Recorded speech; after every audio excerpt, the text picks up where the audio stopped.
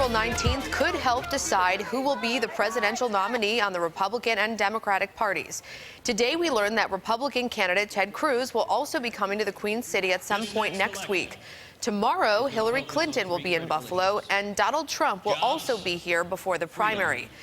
Jobs, jobs, and more jobs. That is what all the candidates love to talk about. And we know that all of you want to know, will they actually be able to bring more jobs here and keep their promises?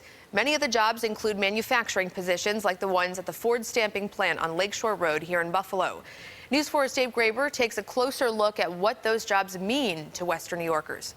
As presidential candidates turn their focus to New York in advance of the April 19th primary, Western New York voters will be paying close attention to what they say about strengthening the manufacturing base and ensuring places like the Ford stamping plant here in Bladesdale remain viable.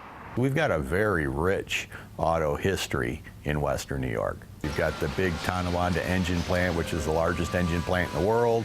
You have major investment for the Buffalo stamping plant. Those workers aren't just the backbone of the region's manufacturing sector. They're votes, and candidates aren't shy about grabbing their attention. That is absolutely false. Most recently, Ford announced it would invest $1.5 billion in a plant in Mexico, a move that Donald Trump considered a disgrace.